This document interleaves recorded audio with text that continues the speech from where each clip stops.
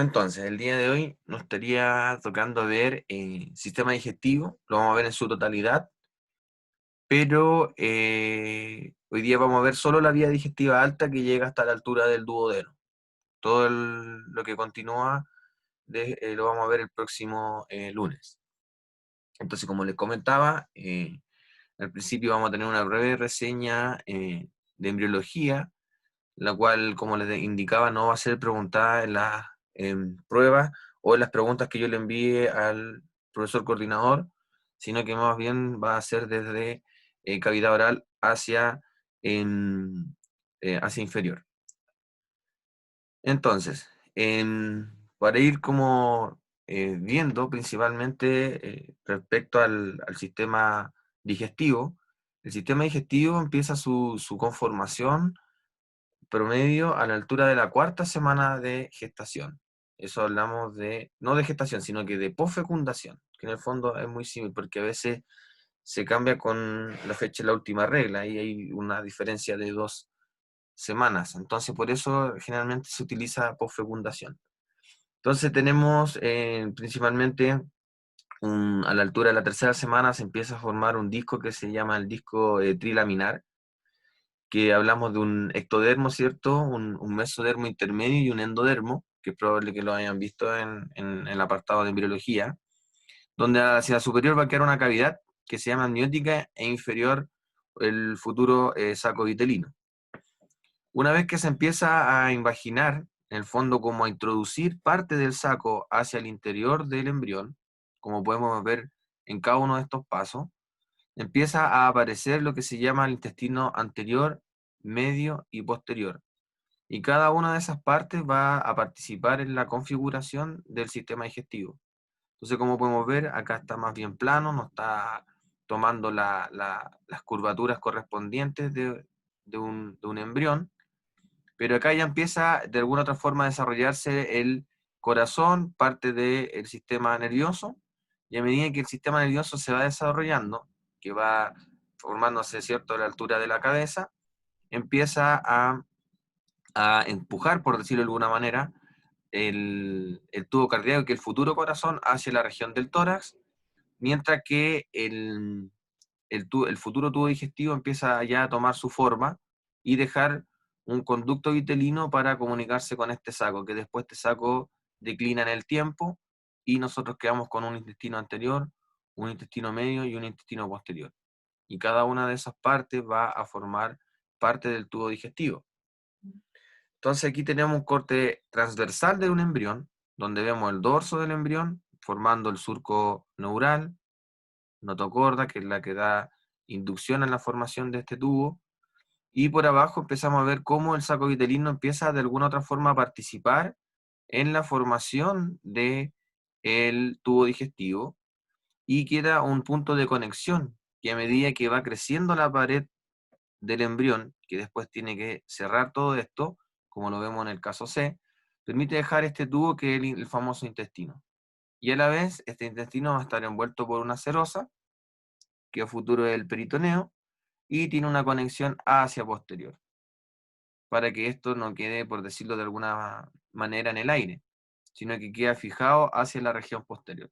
Entonces aquí ya vemos cómo se está formando el cuerpo de forma cilíndrica de este embrión, envuelto por la cavidad amniótica, y en este espacio estaría el líquido amniótico. Entonces aquí podemos ver cómo muchos órganos futuros, como el hígado, el, el estómago en formación, el intestino delgado en formación, y ya el último, la parte final, sería el intestino grueso. Eso está fijado hacia posterior a través de mesos. Después vamos a ver el concepto de meso, que son puntos de fijación a través del peritoneo, que es esta serosa que envuelve al tubo digestivo, lo fija hacia posterior.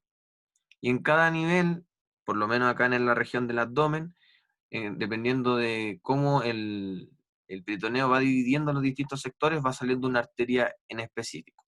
Por ejemplo, la arteria celíaca, que es el tronco celíaco, va a irrigar principalmente la región que se llama supramesocólica, mientras que la mesenteria superior se divide en partes de la región supramesocólica y una región inframesocólica, y la mesentérica inferior ya se va a preocupar principalmente el intestino grueso, entre otras estructuras, que ya en el fondo hablamos de la región más inferior para dar origen ya al segmento de salida de los alimentos que fueron de alguna otra forma procesados. Entonces aquí vamos viendo cómo este intestino anterior va dando origen principalmente al origen de la boca, que se considera como el estomodeo. Después va a dar origen al intestino faríngeo, que estamos hablando de la faringe propiamente tal, para dar continuidad al esófago, al estómago y parte del duodeno. Después tenemos la región del intestino medio, que está dando origen principalmente a las asas intestinales hasta cierto sector. Y después la sector inferior o más distal de esta asa intestinal estaría dando origen a el intestino posterior. Que llegando a la región más inferior, podemos ver que se encuentra el proctodeo, que sería el origen del orificio anal, y cómo se une la futura vejiga, que deriva del acá el alantoides. Aquí estaría la futura vejiga más la futura región del recto, y que en algún momento están comunicados y por eso se llama cloaca. En el fondo no está tabicado aún. Y esto después, más adelante, empieza a tabicarse. A la altura del intestino anterior empiezan a formarse lo que se llaman las bolsas faringias. Y las bolsas faringias están participando activamente en la formación del cuello y de la región inferior de la cabeza, como por ejemplo la mandíbula, incluso de aquí derivan los osículos del oído, como el martillo, el yunque y el estribo. Derivan de la formación de estas futuras bolsas faringias, que también son conocidos como los arcos faringios, donde hay una arteria principal de acuerdo a cada arco, hay un cartílago participando y hay endodermo. El endodermo principalmente va a dar origen al revestimiento interno de la faringe. Y después a la altura del esófago empieza a aparecer una yema respiratoria que hacia adelante va a hacer la formación de la tráquea más los bronquios y los futuros pulmones.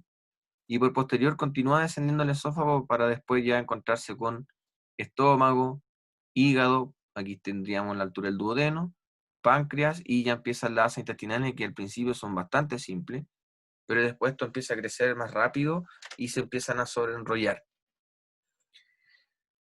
Acá vemos la parte o la región desde la faringe hacia el esófago, que pertenece al intestino anterior, cómo empieza a dar el divertículo respiratorio anterior, ya que tanto el sistema digestivo como respiratorio provienen del endodermo, principalmente su revestimiento interno, o sea, hablamos de su epitelio, y existe una pequeña comunicación al principio. En los tabiques tráqueo-esofágicos, aquí hay una pequeña comunicación, que muchas veces podría quedar comunicado en el tiempo, y eso perjudica de que lo que el bebé se alimente pueda pasar al sistema respiratorio y pueda producir pulmonía. Hay fístulas también que se llaman tráqueo-esofágicas, que son puntos de comunicación entre el esófago y la tráquea, pero no es muy habitual. Y aquí ya vemos que se tabicó prácticamente y se dividió la faringe de la tráquea, donde ya empiezan a aparecer, también a la altura de la cuarta semana, van desarrollándose en paralelo, lo que se llaman las yemas pulmonares, que van a dar origen a los pulmones, y por posterior va a quedar el esófago que sigue descendiendo hacia la región del abdomen. Entonces aquí ya llegando a la altura del abdomen, vemos la formación del estómago, vemos que primero era un tubo que se fue dilatando poco a poco, y empezó a girar en un eje que es más bien un eje longitudinal. Entonces el estómago empieza a girar en esa dirección, que es uno de los primeros giros que realiza, porque la curvatura mayor que se llama el estómago, más adelante en la clase lo vamos a ver, va por la región posterior y después pasa como a lateralizarse hacia el lado izquierdo, como podemos ver acá.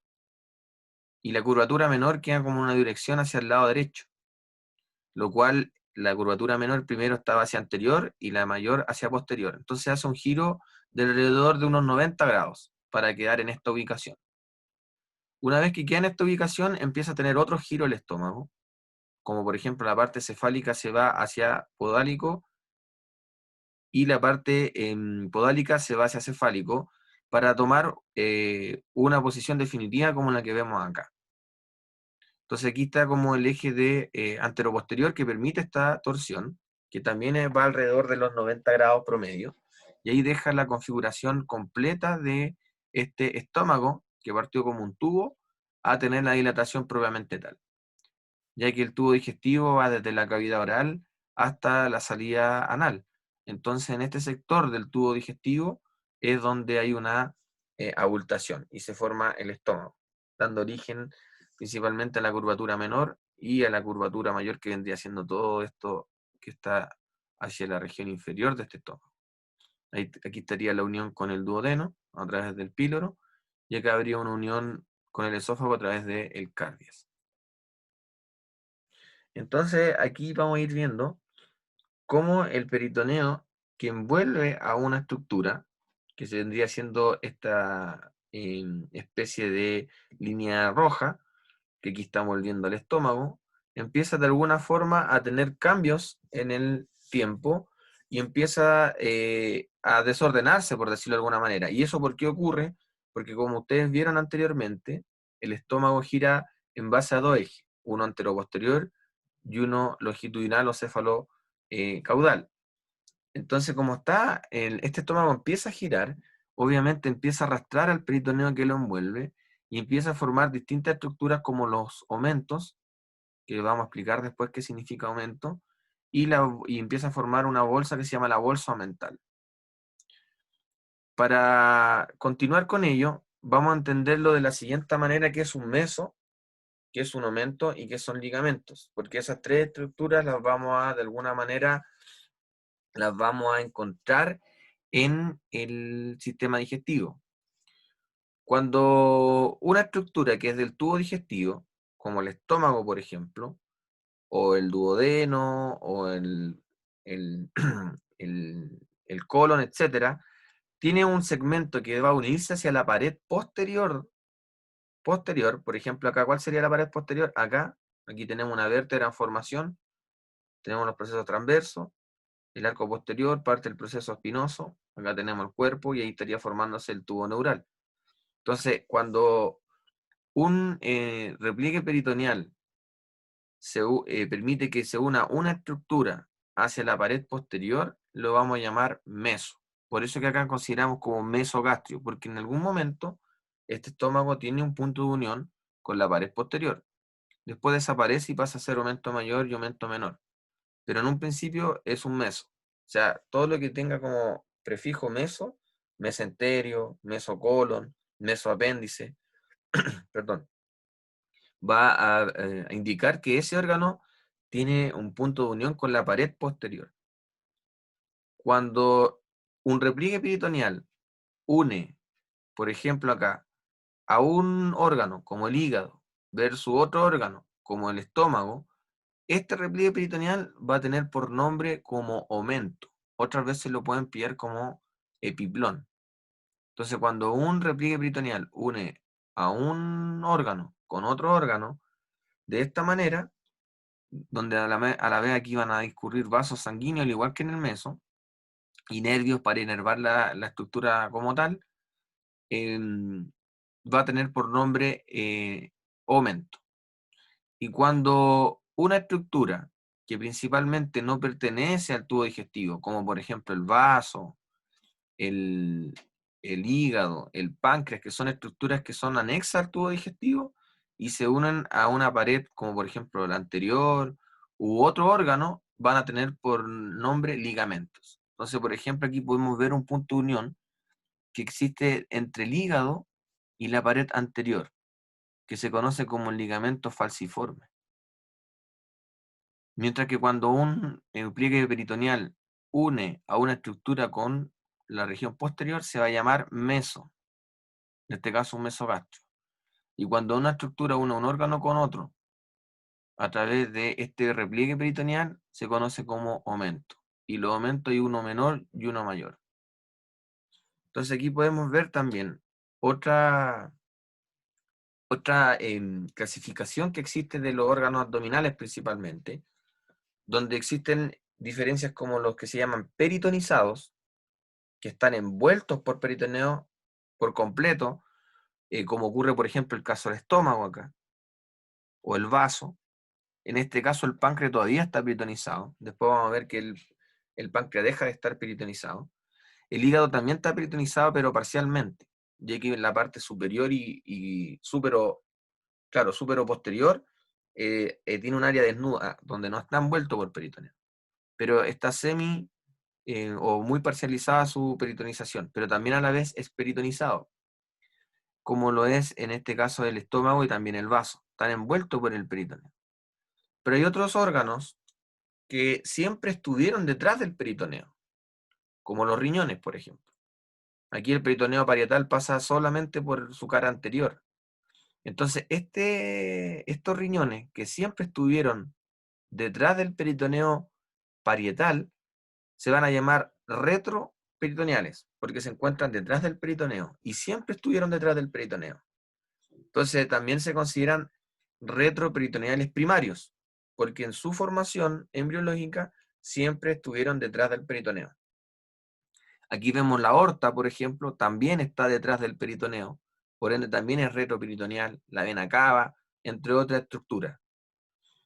Por ejemplo, el páncreas, que aquí está peritonizado, está envuelto en peritoneo, el páncreas después se repliega hacia posterior, donde se pierde parte del peritoneo, que aquí está como entrecortado, se ve como una línea entrecortada, donde esto se llama fascia de coalescencia, que es cuando el peritoneo pierde un epitelio que se llama mesotelio, pierde ese epitelio y pasa a ser una membrana de coalescencia, y el páncreas queda detrás del peritoneo, a excepción de su cola, que después vamos a ver los segmentos del páncreas.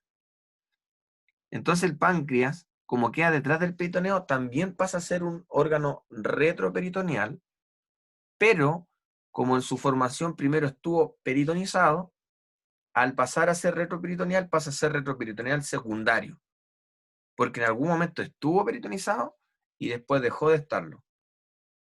No así, por ejemplo, que el estómago siempre estuvo peritonizado y siguió estando peritonizado. La formación del vaso, que no pertenece al tubo digestivo, sino que es un órgano que pertenece al sistema linfático, está peritonizado y después sigue estando peritonizado. Pero el páncreas que estuvo peritonizado, después deja de estarlo. Y como se asocia hacia la pared posterior, es retroperitoneal, o sea, está detrás del peritoneo, pero de una forma secundaria, porque estuvo peritonizado y ahora no lo está.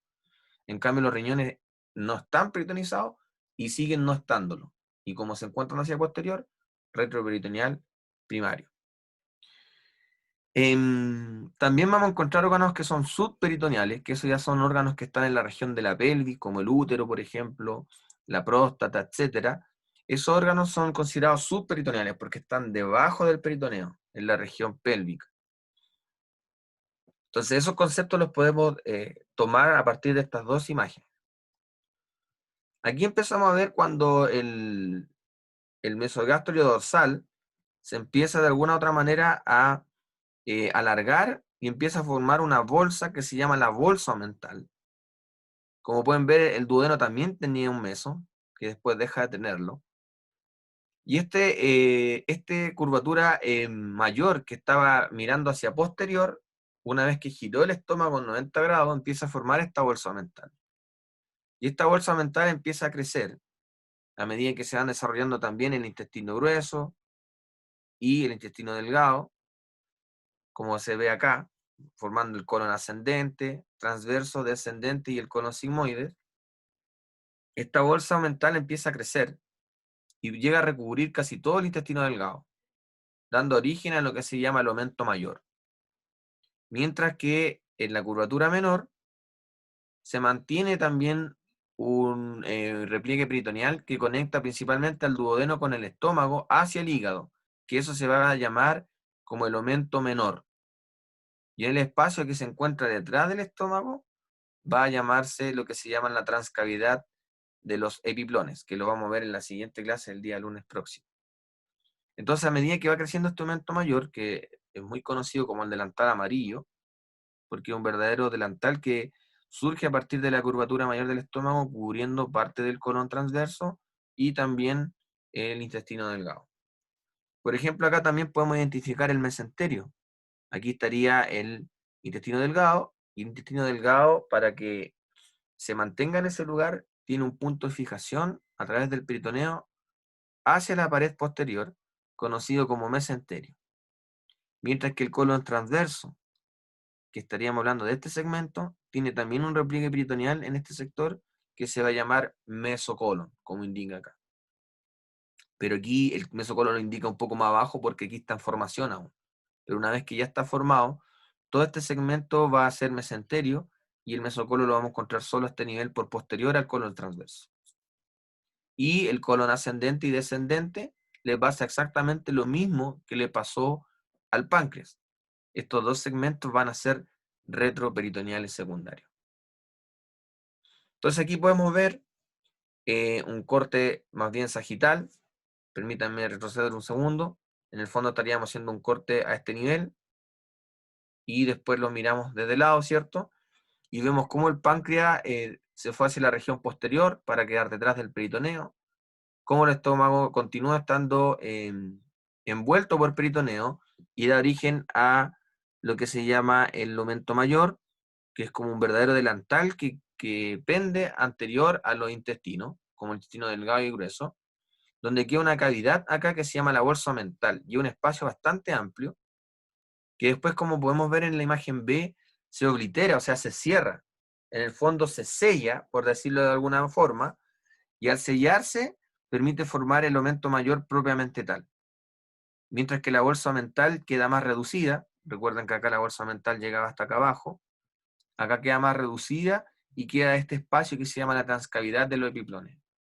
O a veces lo mencionan como cavidad peritoneal menor, mientras que acá inferior va a haber una cavidad peritoneal mayor. Entonces, como pueden ver ustedes, aquí tenemos el colon transverso, acá está el duodeno, acá está el colon transverso, y el colon transverso tiene un repliegue peritoneal que permite unir a este colon hacia la pared posterior. Y por eso esto se va a llamar mesocolon transverso, que acá dice mesenterio del colon transverso, pero en el fondo el nombre como tal es mesocolon transverso. Mientras que el intestino delgado también va a tener un punto de unión hacia la región posterior, conocido como el mesenterio. Y aquí queda una cavidad que se llama la cavidad peritoneal mayor. Entonces aquí podemos ver cómo el aumento mayor recubre a estos órganos a partir de la curvatura mayor del estómago. Y aquí hacen un corte, ¿cierto? Para poder identificar el colon transverso con su mesocolon. Y vemos al intestino delgado con su mesenterio.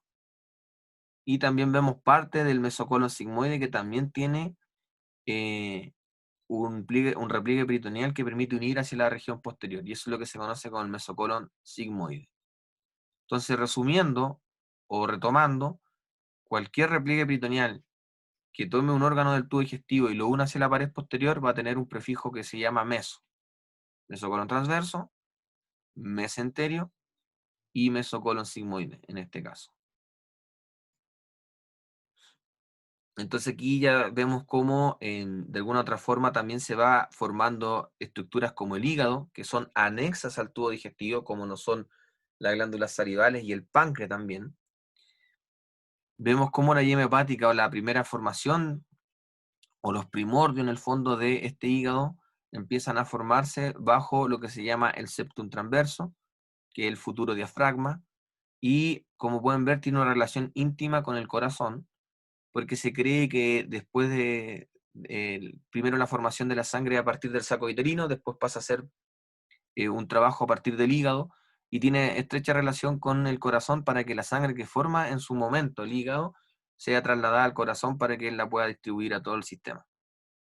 Aquí se producen los primeros, o sea, la primera vez que se produce sangre como propiamente tal es en el saco uterino y después de forma secundaria en el hígado. Y este hígado se empieza a desarrollar dando origen principalmente a esta estructura conocida como el hígado y el tabique transverso, que es el futuro diafragma, que va a dividir a la región torácica de la región abdominal. Y aquí podemos ver cómo se empieza a formar la vesícula biliar y el páncreas hacia el lado contrario. Y todas en relación al duodeno, ya que la desembocadura de las sales biliares y líquidos biliares más la bilis en el fondo, y los jugos pancreáticos van a ser a la altura del duodeno.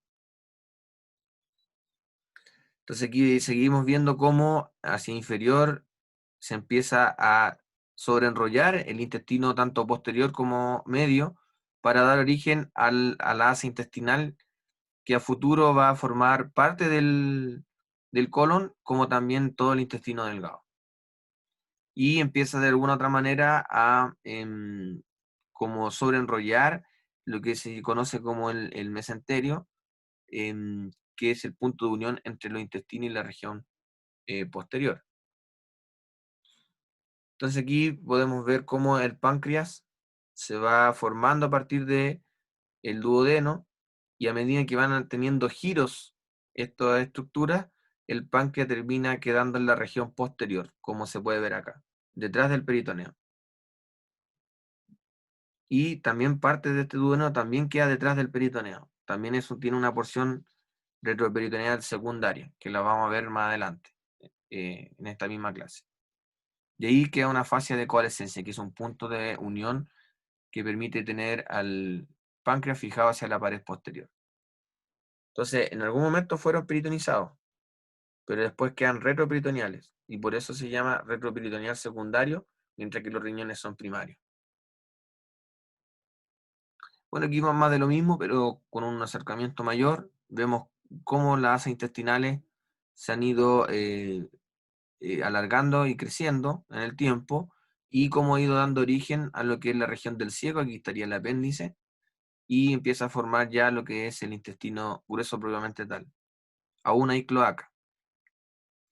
Tenemos el hígado, con un ligamento anterior que es el falciforme, vesícula biliar, aquí estaría el colédoco, que es un punto de desembocadura desde el hígado hacia el duodeno.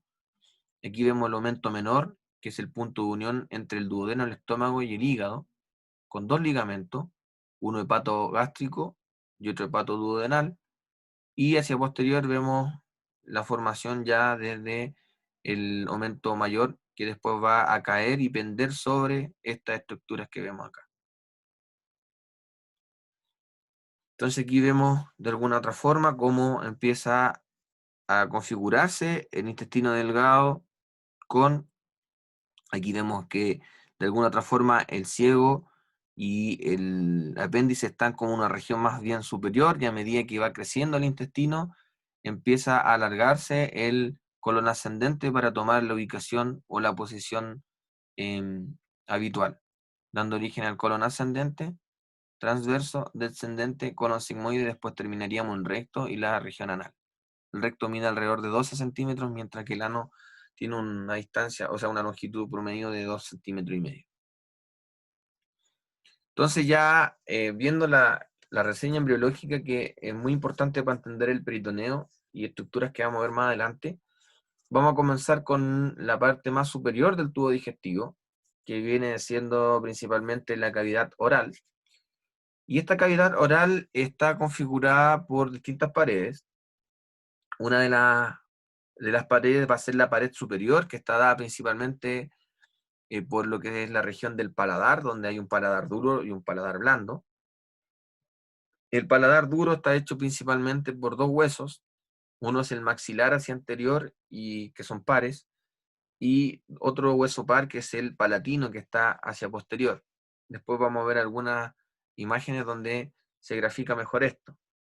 También vamos a tener una pared lateral que está dada principalmente por la región de las mejillas, que acá está diseccionado, para poder ver alguna estructura de la región interna de la cavidad oral. También vamos a tener un piso que está dado principalmente por este músculo que está cortado, que es un músculo suprayoideo, conocido como el miloyoideo.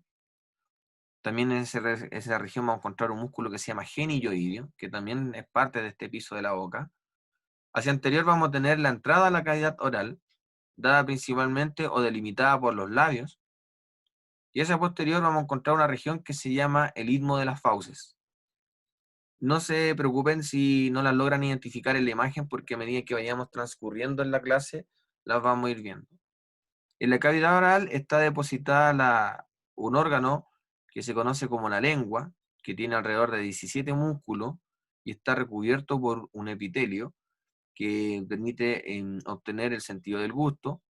También vamos a tener los dientes, que en el adulto deberían de ser 32 pares, y también vamos a tener asociadas las glándulas anexas del tubo digestivo, como sería la glándula sublingual, submandibular y la glándula parótida, que tienen que ver con la formación de saliva. ¿En qué nos vamos a concentrar? En la cavidad oral, principalmente en lengua, glándulas anexas y los dientes.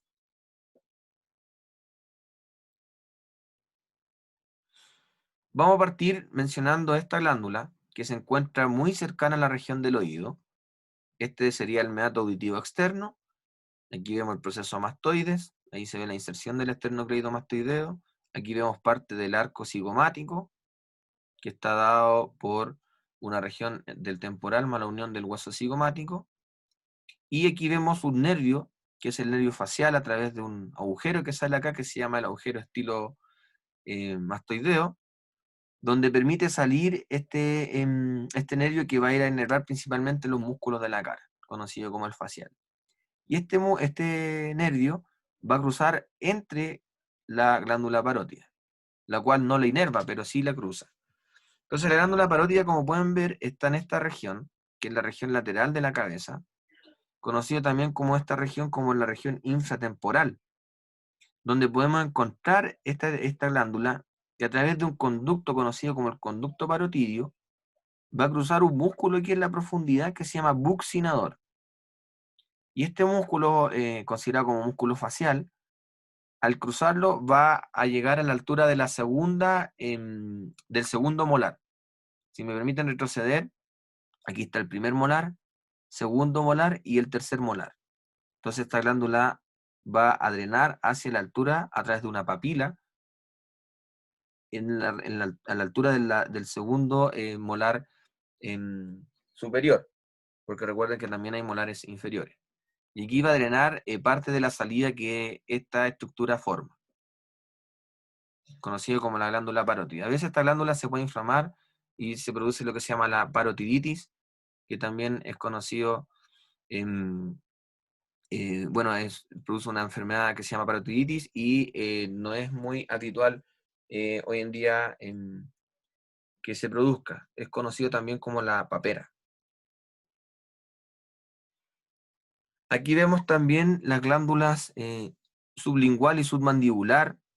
Vemos como la glándula sublingual, que está muy apegadita a la región posterior de la mandíbula, vamos a ver que tiene varios conductos de salida para drenar bajo la lengua el líquido que produce, que en el fondo es parte de la saliva.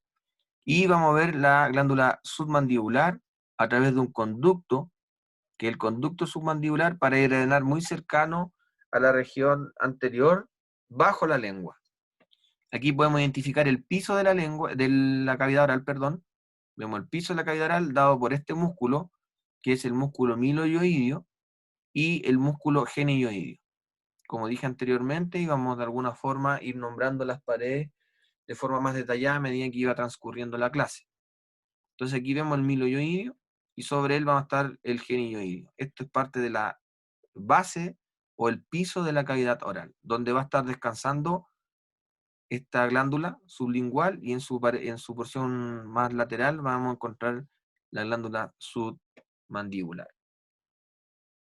Entonces aquí podemos ver cómo un médico está revisando la cavidad oral y podemos identificar la papila parotidia, donde se ve la apertura del conducto parotidio, que es por donde va a drenar la saliva que forma la glándula parótida.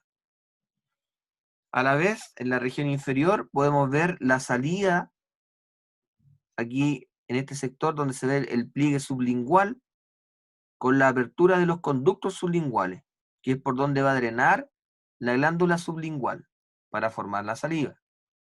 Por eso que uno, cuando ve un limón, por ejemplo, habitualmente uno siente que bajo la lengua como que se contraen estructuras. Y eso es principalmente porque hay un efecto de reflejo visual de ver el limón, ingresa esa información, yo la interpreto y después sale la señal para una señal principalmente a través del sistema parasimpático para permitir la contracción de esta glándula y la producción de la saliva. Y después la región más anterior, vemos dos salidas que son las carúnculas sublinguales, que en el fondo permite la salida de la glándula submandibular, que está muy asociada a la salida de las glándulas sublinguales. Entonces, como podemos ver, aquí se ven los puntos de drenaje de esta estructura, la parótida, la submandibular y la sublingual hacia el lateral e inferior de la lengua. También podemos ver que hay glándulas palatinas, que también secretan parte de la saliva, pero no son tan primordiales en producción de saliva como ocurre con las glándulas anexas como la parótida, la sublingual y la submandibular. Pero cabe destacar que sí existen también en la región del paladar, incluso llegando hacia la región del primer molar y participando en la región del istmo de las fauces. Este sector es conocido como el istmo de las fauces, que estaría más en la región posterior, y ahí ya estaríamos entrando a la faringe, que es donde ya el bolo alimenticio pasa en dirección hacia el esófago. Entonces estas glándulas también van a producir de alguna otra forma saliva, pero en menor cantidad. Y estos son conocidos como glándulas salivares menores. Las mayores serían la parótida, la sublingual y la submandibular. También podemos destacar que a veces aparecen glándulas anexas como anexa a la mayor, como por ejemplo aquí vemos la glándula parótida, y vemos que en el transcurso del el conducto de drenaje que tiene la parótida, que es el conducto parotidio, que como indicaba cruzaba el músculo mucinador y llegaba a la altura del segundo molar superior, vamos a ver que puede tener también glándulas parotidias anexas, que a la vez van a estar conectadas em, con este conducto para drenar. Pero eso es un caso particular.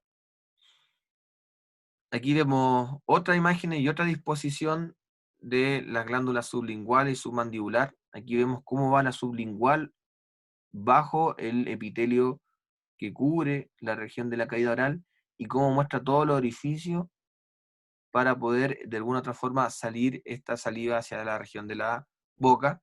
Y vemos la submandibular, que como pueden ver tiene una forma de C, que tanto está por sobre y bajo el músculo miloioideo, que es parte del piso de la boca, y va a permitir el drenaje a través del conducto, que es el conducto submandibular hacia la región más anterior bajo la lengua. Aquí tenemos una visión inferior, donde vemos la submandibular y vemos la sublingual. Aquí fue cortado el miloioideo para poder verlo. El miloioideo está cortado y se replegó hacia la región media. Y bueno, aquí está la submandibular, la sublingual, que en el fondo va mostrando más de lo mismo. En el caso de los dientes,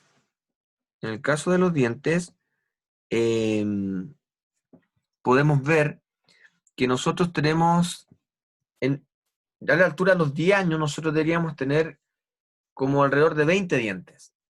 O sea, tenemos principalmente todo lo que son los premolares, los caninos y los incisivos. Y después ya a partir de esa edad empiezan a aparecer los molares ya propiamente tal, que serían 3 pares en la parte superior, son 6, ¿cierto?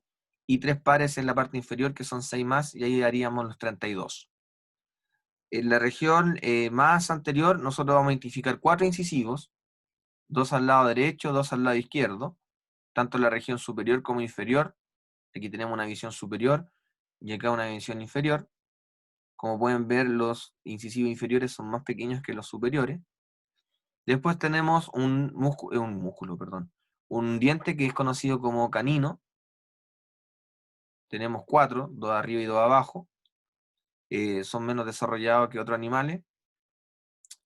También tenemos dientes que son conocidos como premolares, previo a los molares, de ahí su nombre, que son 4 en la región superior y 4 en la región inferior. Y por último tenemos la región de los molares, donde tenemos molar 1, molar 2 y molar 3, que tenemos 3, 6 en la parte superior y 3, 6 en la parte inferior. Aquí podemos ver el techo de la boca en la parte ósea, que está dada principalmente por el hueso maxilar y por el hueso palatino, y después en este sector posterior va el paladar blando que se conoce. que está dado principalmente por dos músculos, el tensor del velo del paladar y el elevador del velo del paladar. Y termina formando lo que uno a veces le llama la campanita, pero en el fondo eso se llama la úvula, que está dado por un músculo que permite la formación de él. En la región de los molares, nosotros tenemos una región que se va a llamar mesial, que está hacia anterior, una región distal, que está hacia posterior, una región palatina, que está hacia el paladar, y una región vestibular, ya que todo lo que está por fuera, entre los dientes, la encía y las mejillas, incluso la región superior e inferior de los labios, es conocido como el vestíbulo de la boca. Entonces, cuando yo me cepillo los dientes por la región externa de los dientes, me estoy en el espacio que se llama el vestíbulo de la boca. Por eso la parte de los molares hacia, podríamos decir, lateral, se considera como vestibular. En la región inferior, aquí cambia. Como pueden ver, tenía una región palatina, porque está asociado al paladar. En la región inferior se va a llamar lingual, porque en este sector va a estar la lengua. Y va a continuar llamándose hacia anterior del molar mesial y hacia posterior distal. Aquí podemos ver cómo tenemos la mandíbula y el maxilar de un niño, donde, como les decía, tiene principalmente alrededor de 10 dientes, y después estos dientes empiezan a brotar y empiezan a salir el resto de los dientes que van a completar la dentición. Aquí podemos ver la última muela, que es considerada como la muela del juicio, que son 4 muelas, 2 en la parte superior y 2 en la parte inferior, que muchas veces tienen que ser extirpadas, ya que pueden generar problemas y dolor. Pero aquí podemos ver ya una dentición más bien completa, donde podemos ver lo incisivo, podemos ver el canino, los 2 premolares, y ya podemos ver los 3 molares hacia posterior. Entonces la anatomía de un diente va a tener una pared que va a ser principalmente como oral, que va a estar hacia la boca, y una vestibular que va a estar por fuera, donde vamos a ver principalmente, vamos a ver lo que se llama la dentina, que va a tener una corteza afuera de protección.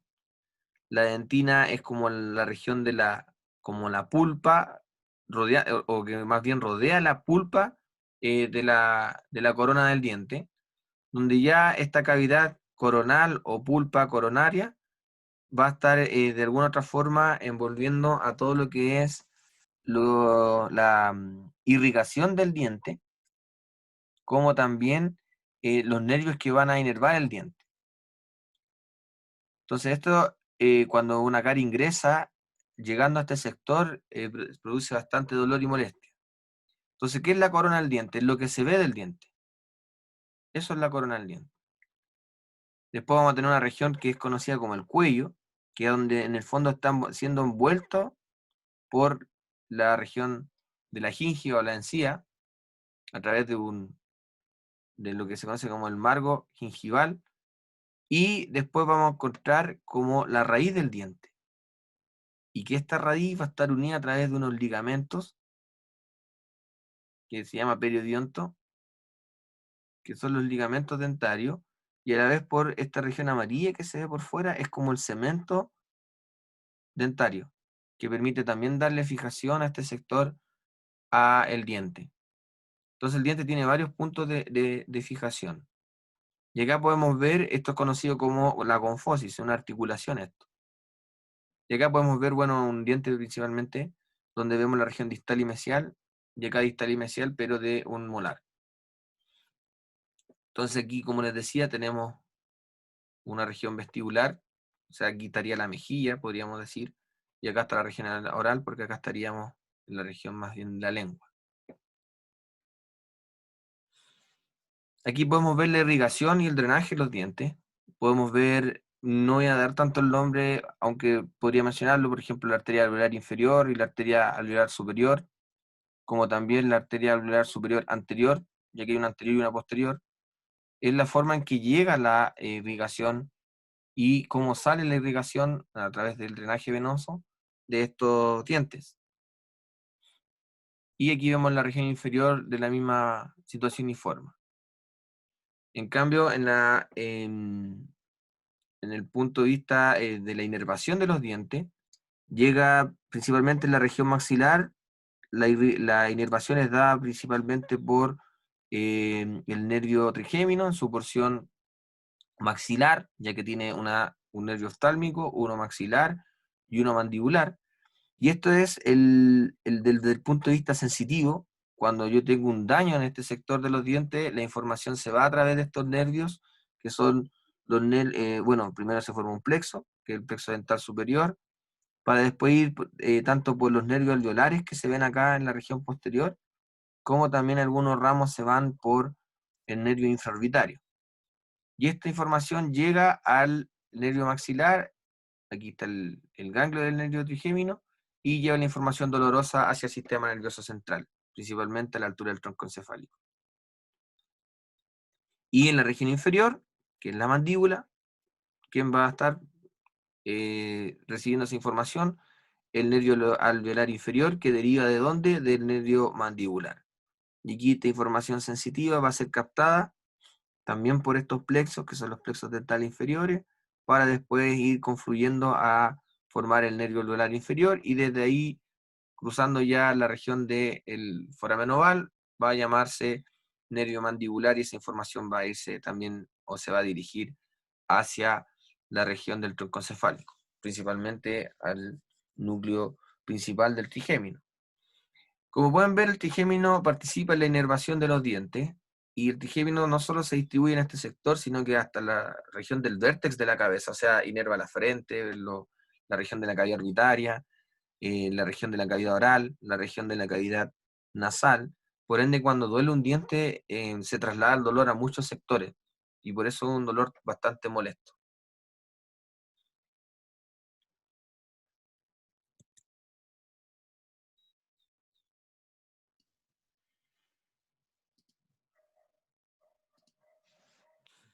Entonces, vamos a continuar con la lengua. Permítame un poquito, aquí que me está molestando algo. Ahora sí. Vamos a continuar con la lengua, que también está en la cavidad oral, está asociada al piso de la cavidad oral. Y aquí vamos a identificar otras estructuras que había mencionado anteriormente, como era el istmo de las fauces. Pero primero vamos a continuar con la lengua. La lengua tiene varios sectores. Vamos a partir por la región más anterior y la más visible, que es conocido como el vértice o el ápice de la lengua. Va a tener un cuerpo que comprende principalmente lo que se conoce como los 2/3 anteriores de la lengua, y va a tener una raíz, que es un punto como de inserción o de anclaje de la lengua. La lengua tiene un hueso de apoyo conocido como el hueso yoides, donde varios músculos van a tener inserción en ese hueso, y permite que esta lengua tenga un punto de inserción para su movilidad. En la superficie vamos a ver que tienen papilas gustativas de distintas formas y tamaños. Las vamos a ir viendo durante el transcurso de esta clase, donde podemos encontrar papilas fungiformes, que por su forma tienen forma de hongo, filiformes, que son como más filudas. Hay papilas circunvaladas por la forma redondeada que tienen, y otras que son foliadas también por su forma, que van más en la región lateral de la lengua y posterior. También podemos identificar que hay un surco acá en la región media, conocido como el surco de la región media, que termina a la altura promedio de las papilas circunvaladas, y posterior a estas papilas vamos a encontrar un punto que se conoce como el agujero ciego, y hacia el lateral los surcos terminales. Este agujero ciego, por este sector, como bien les dije al principio, aquí los arcos faringios son los que le van a dar formación a la región inferior de la cara, principalmente donde está asociada también la lengua. Por aquí se va a trasladar la glándula tiroides por un conducto que se llama tirogloso. Todo lo que sea con apellido gloso o con prefijo gloso va a estar en relación a la lengua. Y por aquí, por este conducto, o en un principio fue un conducto, ahora es un agujero ciego porque está cerrado, se trasladó la glándula tiroides desde la porción de los arcos faringios en la cual se formó para dirigirse a la región anterior del cuello, dando origen a este conducto que es el tirogloso, que en el adulto pasa a ser un agujero ciego. Después aparece en la región más posterior lo que se conoce como la amígdala lingual, que esto ya es tejido linfático de protección, que de alguna otra manera protege la entrada hacia el sistema digestivo, conocido como el círculo linfático de Waldeyer. Y hacia el lateral vamos a encontrar lo que se llaman las amígdalas palatinas, que son las que comúnmente se inflaman, se ponen purulentas cuando produce la amigdalitis, y están alojadas en un sector que se llama el istmo de las fauces, que está delimitado hacia posterior por el arco palatofaringio, a partir de un músculo conocido como palatofaringio, y hacia anterior un músculo conocido como palatogloso, que va a dar un pilar anterior y el otro va a dar un pilar posterior.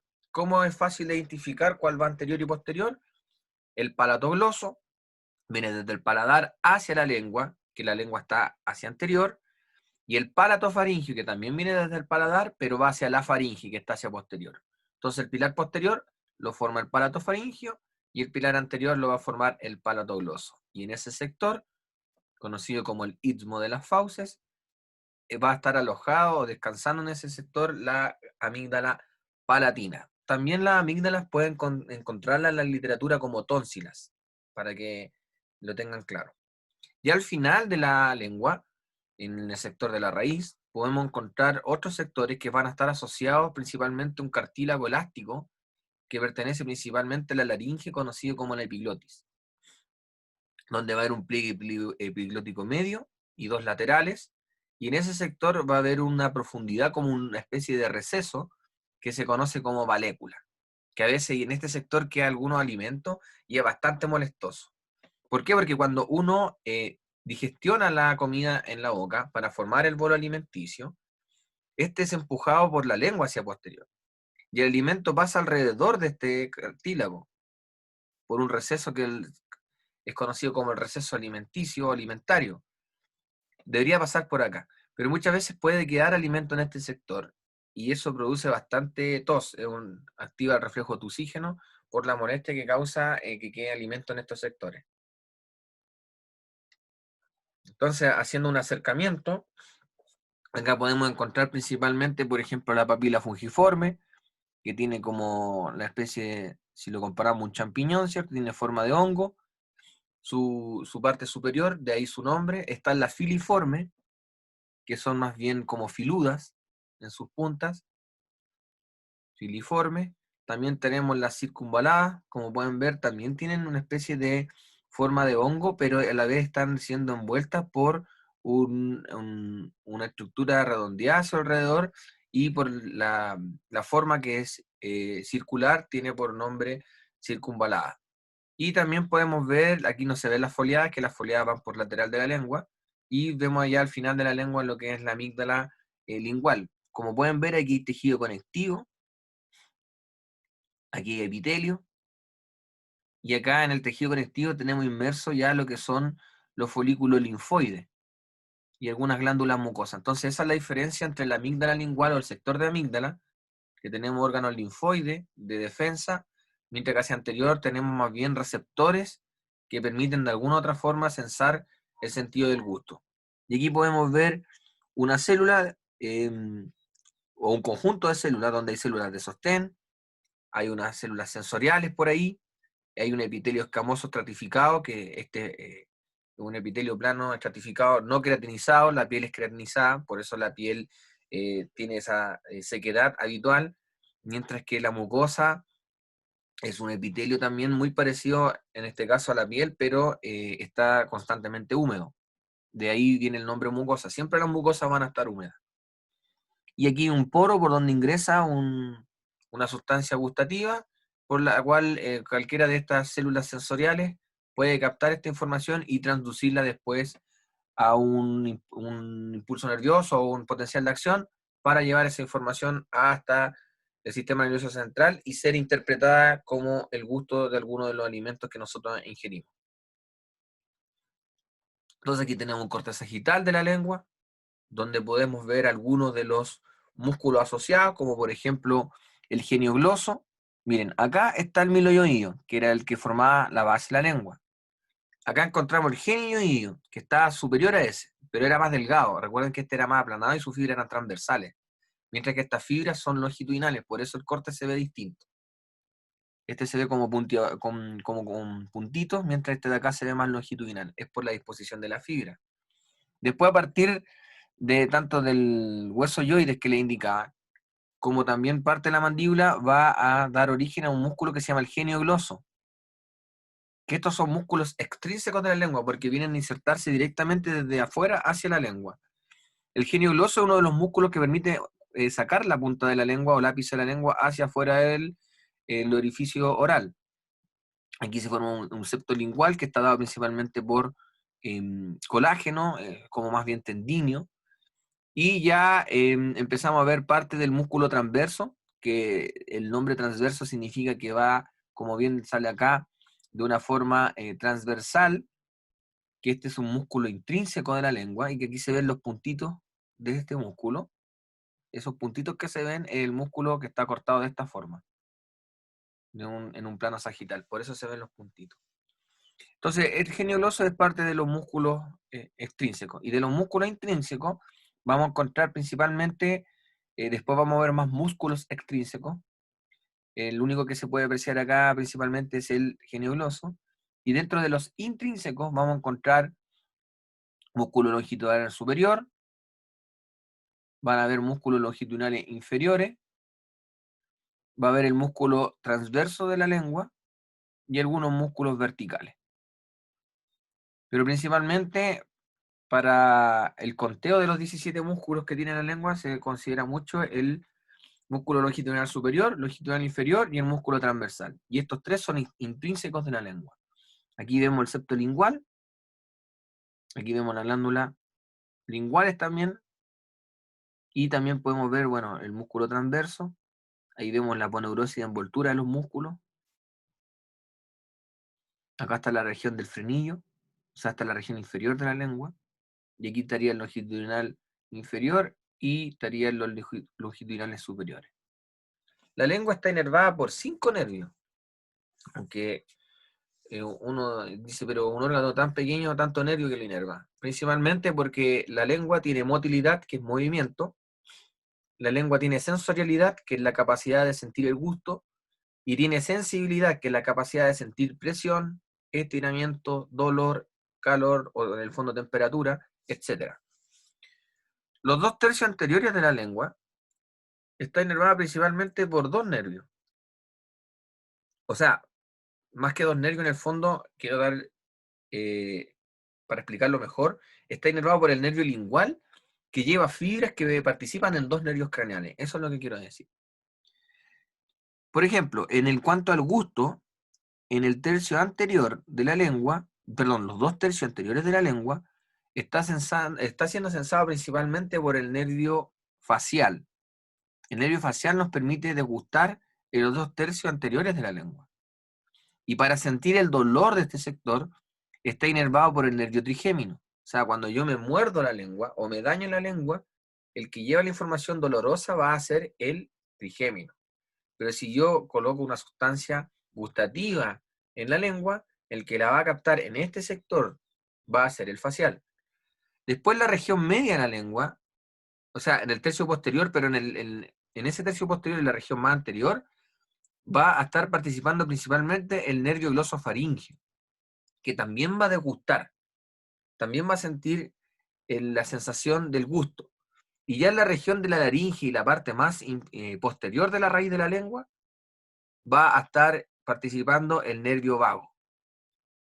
Y el nervio vago también va a permitir degustar, pero principalmente ¿dónde? En el istmo de las fauces, en el sector del istmo de las fauces, y ya en la región laringea de la faringe, lo que se llama la laringofaringe.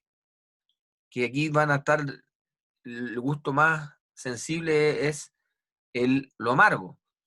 Y por último, hay un músculo que acá no está representado, perdón, un nervio, disculpen, un nervio que no está representado, que es el nervio hipogloso. Que el nervio hipogloso de los 17 músculos de la lengua inerva 15. Porque el palato gloso, que era el que formaba la pared anterior del istmo de las fauces, está inervado por el nervio vago. Todo el resto de los músculos, los 15 restantes, están siendo inervados por el nervio hipogloso, que es el 12º par craneal. Entonces, resumiendo, ¿quiénes le dan el gusto? Séptimo par craneal, noveno par craneal, décimo par craneal. Mismo orden, facial, glosofaringio, vago. ¿Qué le da sensibilidad a la lengua en los dos tercios anteriores? O sea, sentir calor, estiramiento, presión, temperatura. Bueno, calor y temperatura es lo mismo en el fondo. Es el nervio trigémino. ¿Y quién le permite la motilidad a la lengua a 15 de los 17 músculos? El glosofaringio. Perdón, el hipogloso. ¿Y el hipogloso cuál no inerva? El palatogloso. Tanto derecho como izquierdo, son dos. Entonces aquí podemos ir viendo otros músculos como van a ir asociados hacia la lengua. Por ejemplo, aquí vemos el músculo estilogloso, que viene del proceso estiloide, del temporal, a dar inserción hacia la lengua. Este estilogloso en el fondo eleva la lengua en la región más posterior. Es un músculo extrínseco. Aquí vemos el músculo palatogloso, que es el que habíamos mencionado, que no inerva el hipogloso, sino que lo inerva el vago. También permite elevar la lengua a la región posterior. Está el yogloso, y está el geniogloso. Todos estos que estoy mencionando acá son extrínsecos. Aquí está el yogloso cortado, que va, aquí también está cortado, que va en el fondo a cubrir a estos músculos que se ven más en profundidad. Y en la base de la lengua ya empieza a aparecer, y asociado al yoide empiezan a aparecer los músculos constrictores, que esos músculos tienen que ver con la constricción de la faringe, para poder deglutir el bolo alimenticio. Entonces la lengua, como pueden ver, tiene músculos intrínsecos y extrínsecos. ¿Cuáles son los extrínsecos? El yogloso, que está cortado acá, acá está más completo. El palatogloso, el estilogloso y el geniogloso. Son pares. O sea, hay 2, 4, 6, 8. Hay 8, en este caso, músculos extrínsecos. Aquí vemos una visión inferior, vemos cómo está el geniogloso cortado acá, vemos el palatogloso y el estilogloso, y acá hacia el lateral vemos el yogloso. Todos músculos extrínsecos de la lengua. Ahí se ve más bonito el geniogloso. Y ya vemos cómo se empieza a asociar más hacia inferior los músculos constrictores de la faringe, principalmente el constrictor superior, medio e inferior. Entonces, ya llegando a la faringe tiene 3 sectores primordiales. Uno es conocido como la nasofaringe, que es la faringe que va a estar asociada a la cavidad nasal. Aquí hay un sector de salida que se llaman las coanas. Y en este sector, sobre el paladar blando, aquí está el paladar blando, esto sería paladar duro, que es hueso. En ese sector lo vamos a llamar nasofaringe.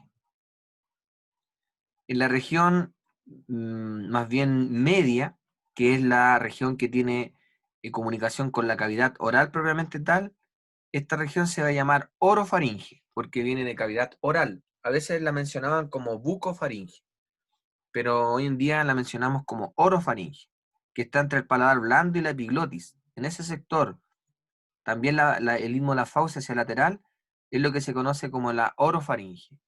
Y después va a haber un punto que va a estar entre la epiglotis y el cartílago cricoides, que es el punto de entrada hacia la tráquea, o sea, la laringe propiamente tal. La relación que existe entre ese espacio de la faringe con la futura laringe hacia anterior es lo que se conoce como laringofaringe. Entonces tenemos nasofaringe, orofaringe y laringofaringe. Ya cruzando la laringofaringe vamos a entrar al esófago propiamente tal. Entonces aquí tenemos un acercamiento, aquí está la región de las coanas, que es el punto donde ingresa el aire por las narinas. Ahí se ven vibrisas, que son los pelitos de la nariz. Ingresa el aire, sale por las coanas y se dirige a la laringe, que vendría siendo el epiglotis, y un cartílago laringe. Entonces esto es lo que se conoce como la nasofaringe, donde va a haber una tónsila faríngea conocida, que en el fondo es lo mismo que decir amígdala faringe, que habitualmente es llamado como los adenoides, y lo que se opera cuando se inflaman cronológicamente se inflaman habitualmente. Entonces estos son los que se sacan o retiran. Después estaba la amígdala palatina hacia lateral y la amígdala lingual, que está en la región más inferior de la raíz de la lengua. Entonces todo eso es conocido como el círculo linfático de Valdeyer. Después, entre el paladar blando y la epiglotis teníamos la orofaringe. Entonces aquí vemos el istmo de la fauces en un corte sagital, vemos el pilar conocido como el arco palatogloso y un pilar posterior conocido como el arco palatofaringio. Aquí vemos la amígdala, aquí vemos la raíz de la lengua y aquí vemos la amígdala lingual, acá como les decía la amígdala faringe. Aquí hay un punto de unión entre el oído y la nasofaringe que se conoce como la trompa auditiva o también conocido como faringotimpánica, y este es el orificio faríngeo de esa trompa, que proviene desde cuando aumenta la presión en el oído, por este sector es donde se descarga. Y ahí esa presión se puede liberar. Por eso que hay músculos que van asociados alrededor de este orificio, que por eso que al bostezar o tragar permite la liberación de este aire y es lo que uno habitualmente considera o llama lo que cuando uno destapa el oído. Por ejemplo, cuando uno va a lugares de altura y se le tapa el oído y uno bosteza o traga, tiende a destaparse el oído, es precisamente porque se libera este orificio y permite que esa presión salga hacia la nasofaringe. La orofaringe nuevamente acá. Entonces aquí vamos a ver los músculos del istmo de las fauces. Por ejemplo, aquí vemos el músculo palatogloso y el músculo palatofaringio. Y aquí es donde va a estar la glándula palatina. También vemos otros músculos asociados, por ejemplo, el músculo elevador del paladar, que pertenece a la formación del paladar blando. Y hay otros músculos como el tensor del velo del paladar, que también va que el que está acá, ese que se ve apenas ahí, va también a formar parte del paladar blando. Y aquí hay otros músculos como por ejemplo el salpingo faringio, que ayuda en el movimiento de la apertura de este orificio. Esta es la trompa faringotimpánica o trompa auditiva que proviene desde el oído y tiene una porción cartilaginosa que está envolviendo al tubo propiamente tal. Entonces aquí vemos abajo, esta de arriba la coloqué principalmente para identificar el arco palatogloso y palatofaringio, que se ve muy muy bonito y marcado, y en el trasfondo se ve la tónsila palatina. Pero acá abajo me interesa dejar en claro lo que es el paladar blando. El paladar blando está hecho por principalmente dos músculos. Un músculo que se llama elevador del velo del paladar, que es el que vemos acá, que permite, como bien dice, elevar este paladar blando. Y tenemos el músculo tensor del velo del paladar, que al pasar por fuera o lateral al proceso pterigoide, que ahí se ve el gancho de la pterigoide, al pasar por lateral, permite, al contraerse hacia acá, permite que estas fibras se dirijan hacia lateral, y al dirigirse hacia lateral permite tensar este velo, que es el velo del paladar, o el velo palatino, que en el fondo es el paladar blando. Entonces, por eso me interesaba mostrar esta imagen, para entender que existe un elevador del velo paladar y un tensor del velo del paladar. El tensor del velo del paladar está inervado por el trigémino, mientras que el elevador del velo del paladar está inervado por el nervio vago. Entonces, una vez ya ingresando hacia la faringe, desde la orofaringe hacia la laringofaringe y el futuro esófago, tenemos varios músculos que son músculos constrictores, como por ejemplo el músculo constrictor superior de la faringe, que a través de este rafe, que es conocido como el rafe pterigomandibular, se conecta a un músculo que es el buccinador. Recuerdan que el buccinador era atravesado por el conducto parotidio. Y una vez que estos músculos van de alguna otra forma mezclándose entre ellos hacia inferior, donde encontramos, como decía, un constrictor superior, un constrictor medio y un constrictor inferior, que está acá ya en la región más inferior, vamos a encontrar un esfínter acá que se llama esfínter esofágico superior, y ya de ahí podemos entrar al esófago propiamente tal. Entonces aquí tenemos una visión que estamos, para entender esta imagen, tengo que colocarme como detrás de una persona, me coloco detrás de una persona, la persona está mirando en la misma dirección mía, hacia adelante, hago un corte frontal y yo miro desde atrás a la persona. Entonces aquí yo al mirarlo desde atrás empiezo a ver la región de las coanas, lo estoy mirando desde atrás, empiezo a ver parte del paladar blando que está formado por el elevador y el tensor del velo del paladar, veo la úvula, Aquí veo la raíz de la lengua estaría dirigida hacia anterior acá, y aquí vemos la epiglotis, aquí vendríamos viendo ya un receso en este sector, que es el receso alimentario que le indicaba antes. Aquí estaríamos viendo la entrada a la laringe, que es por donde debería ingresar el aire. Esto es conocido como el sector de la laringofaringe. Y después ya en este sector estamos hablando del esófago. Ya a esta altura iría el constrictor superior, constrictor medio y constrictor inferior previo a llegar al esófago. Entonces aquí tendríamos el sector de la nasofaringe, porque estamos conectados con la nariz, con la cavidad nasal, orofaringe, que estamos conectados con la cavidad oral, laringofaringe, que estamos conectados con la laringe, y el esófago propiamente tal. Entonces aquí vamos a identificar los músculos que le estaba mencionando antes. Aquí se ve el músculo constrictor superior de la faringe, aquí se ve el constrictor medio, y aquí se ve el constrictor inferior, que tienen que ver con la contracción de ellos para poder, de alguna otra forma, dirigir el bolo alimenticio que proviene desde de la orofaringe hacia el esófago. Estos músculos, al llamarse constrictores, permiten de alguna otra forma contraer o achicar o empequeñece el lumen o el espacio que está adentro de ellos, o el que ellos están rodeando. Están inervados por el vago principalmente.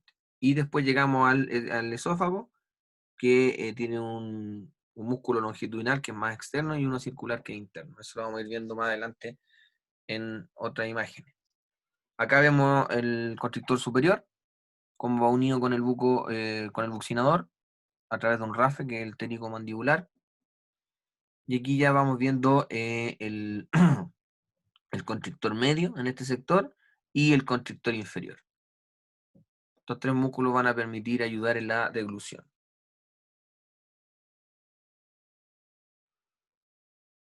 Aquí, bueno, aquí se ven algunos músculos de la laringe que los tendrían que ver algún día en el sistema respiratorio, pero más que todo esta imagen la coloqué para ver cómo que tiene una forma de embudo la faringe para llegar a la región del esófago.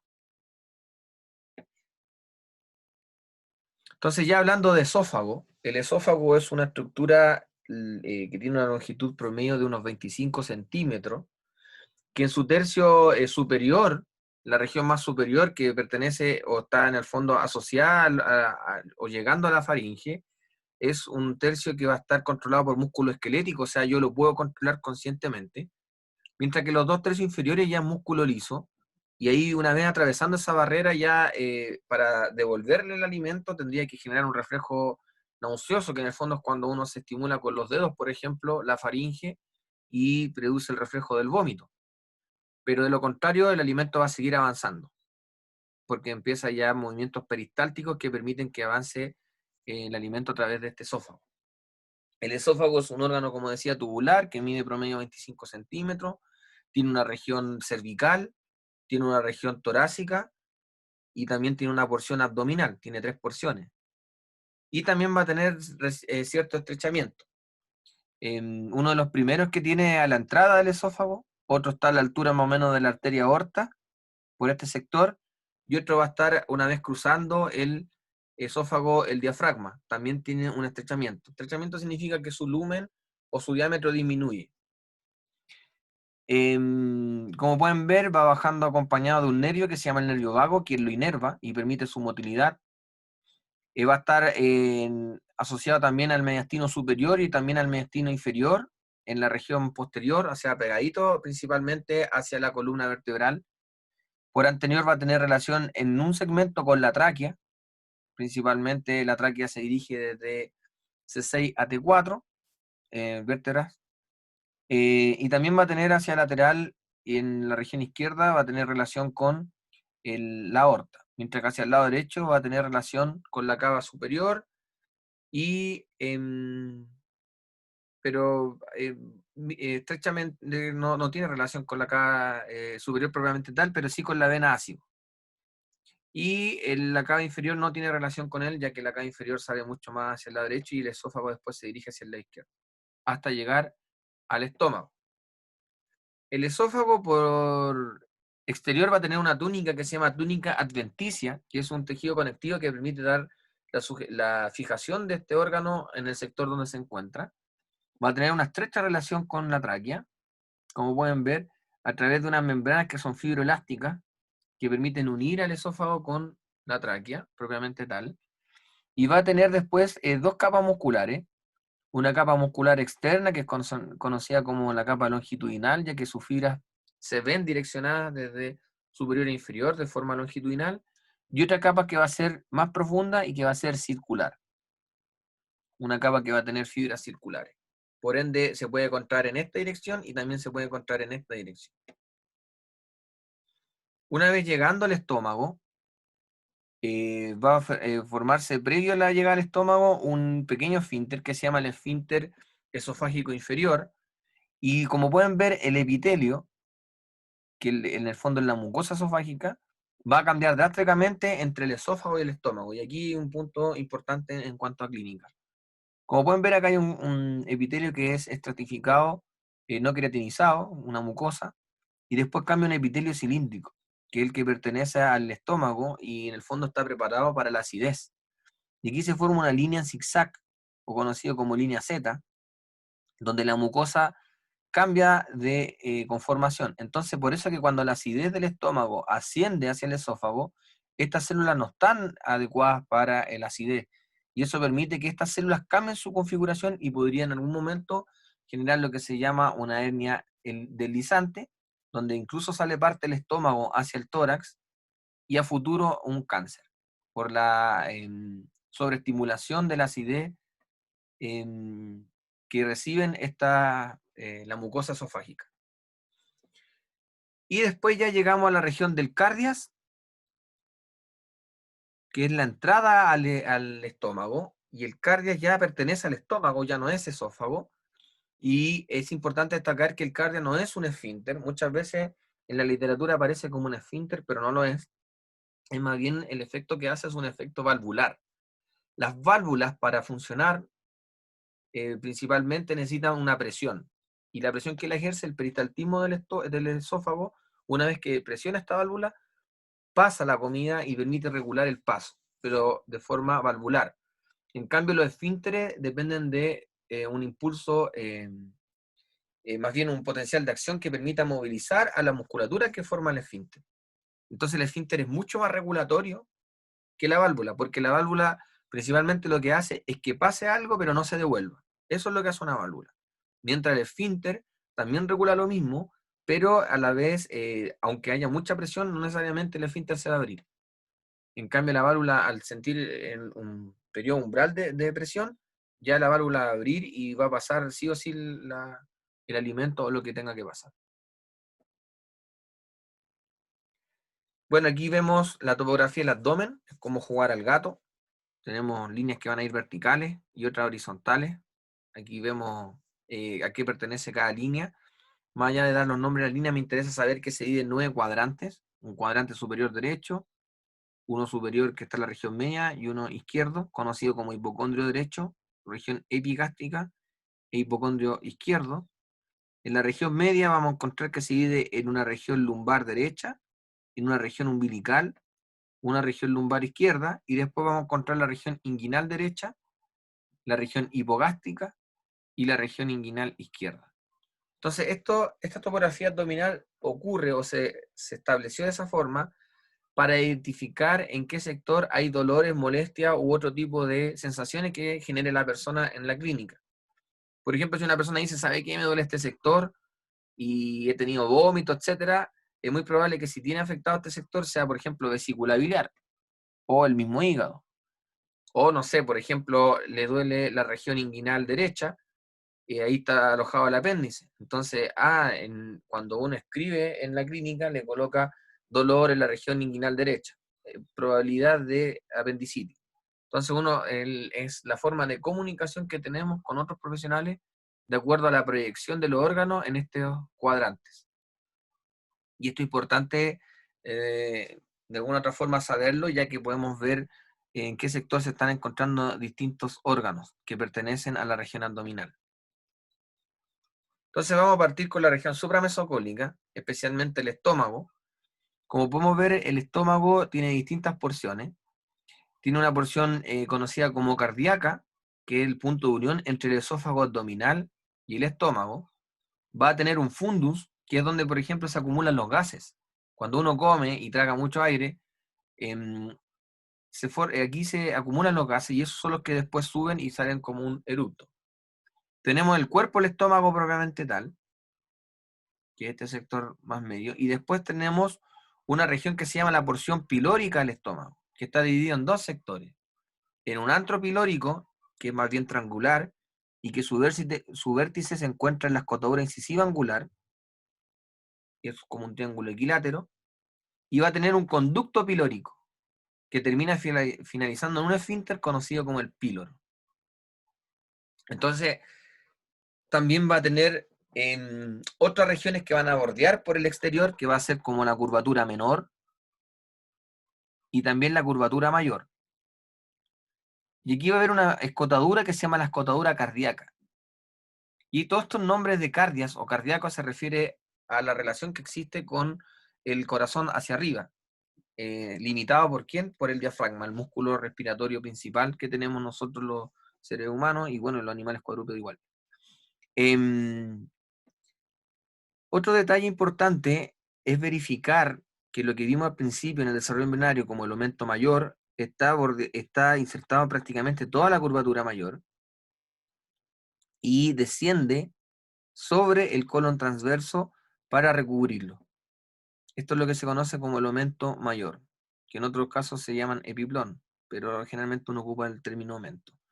Y el aumento menor es el punto de unión a través del peritoneo que existe entre la curvatura menor, parte del duodeno también, principalmente el bulbo duodenal, hacia el hígado a través de un ligamento que se llama hepatoduodenal, que va desde el hígado al duodeno, y otro que se va a llamar hepatogástrico, que va desde el hígado hacia el estómago. Posterior a estos dos ligamentos, y que en su conjunto se llama aumento menor, aquí lo podemos ver, aumento menor con sus dos ligamentos, vamos a entrar a través de un orificio que se llama el orificio mental, vamos a entrar a un espacio que se llama la transcavidad de los epiplones. Entonces aquí podemos ver otra imagen, la anterior era de Netter, esta es de Sobota, donde podemos ver el cardias propiamente tal, la incisura cardíaca, vemos el fundus gástrico, el cuerpo del estómago, y aquí vemos la porción pilórica, que está todo en color celeste o azul, como ustedes lo quieran, o como se les vea a ustedes. Aquí donde está el antro pilórico y está el canal pilórico. Y aquí ya estaríamos en el píloro propiamente tal. Después para acá duodeno. Entonces aquí también podemos ver la relación que existe con el estómago. Por ejemplo, vamos a encontrar que tiene relación con el diafragma, con la pared anterior del abdomen y con una región que va a estar asociada hacia el hígado. Mientras que por posterior y lateral vamos a encontrar que está relacionado con el vaso, con el mesocolon transverso. Vamos a encontrar que también está relacionado con el páncreas, con el riñón, con la glándula suprarrenal. ¿Cuál riñón sería? El izquierdo, porque el riñón derecho está relacionado con ¿quién? Con el hígado. Entonces aquí hicimos un corte más bien como frontal del estómago, donde podemos ver la zona cardíaca, ¿cierto? La zona fúndica y la zona pilórica. Aquí vemos la escotadura, ¿cierto? Angular. Ahí vemos la escotadura cardíaca. Aquí vemos la mucosa, cómo se divide desde un tipo de epitelio a otro. Vemos los pliegues gástricos y vemos el canal gástrico. Esto conocido como canal gástrico es que por donde en mayor cantidad pasa el alimento para llegar hacia el píloro. Que eso es lo que se conoce como el canal gástrico. Y aquí tenemos un montón de pliegues que van a producir, ¿cierto? De cierta manera, jugo gástrico, entre otras, también mucus, que es para la protección de este jugo gástrico que se produce, ya que el jugo gástrico, la función principal es digerir proteínas, mientras que el mucus es protección de este epitelio, para que no se dañe a través de esa acidez. Ya llegando a la región más distal, podemos ver el píloro, como les decía, es principalmente hecho por múscula circular que permite el paso de un lugar a otro. De hecho, píloro, si no miento, viene del griego, que significa portero. En el fondo deja o no deja pasar cosas. Y esto es lo que se conoce como el píloro.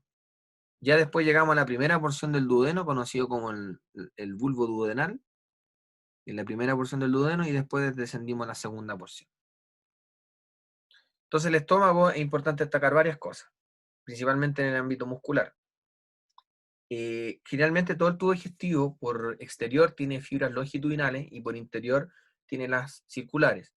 En el caso del estómago aparece una tercera estilo de fibra. Por ejemplo, aquí vemos la longitudinal que pasa por la curvatura menor y la curvatura mayor. Tenemos las circulares que se ven como bien aparece acá de forma más transversal, pero cuando yo retiro estas fibras me aparece unas fibras que se llaman la capa muscular oblicua interna del estómago. Entonces eso me permite que se mueva en esta dirección, que se mueva en esta dirección y que también se mueva en una dirección oblicua. ¿Para qué? Para poder de alguna otra forma digerir lo que compete a algo que es muy difícil de separar, que son las proteínas. Y ya llegando a la región del píloro, como les decía, la musculatura circular forma este esfínter, que permite el paso desde el estómago a la ampolla duodenal. Y ya casi finalizando, podemos ver el duodeno desde el estómago, que acá está cortado, podemos ver el orificio pilórico, hacia la ampolla duodenal, que es la primera porción. Después tiene una porción descendente, que es la segunda porción, a donde van a drenar el colédoco y los conductos del páncreas, que los vamos a ver en la clase siguiente. Tiene una tercera porción y una cuarta porción, que es la porción ascendente, y la porción inferior es la porción horizontal. Entonces, repitiendo, tenemos una primera porción, que es la porción bulboduodenal, una segunda porción descendente, una tercera porción que es horizontal y una cuarta porción que es ascendente. De estas 4 porciones, solo la primera y la cuarta son peritonizadas. La segunda y la tercera son retroperitoneales secundarias, igual que el páncreas. ¿Y por qué? Porque este sector tiene que estar más bien fijado para que el páncreas y el colédoco que trae la bilis pueda ser drenado de forma correcta en la segunda porción del duodeno. Como pueden ver, el duodeno por dentro trae unos repliegues.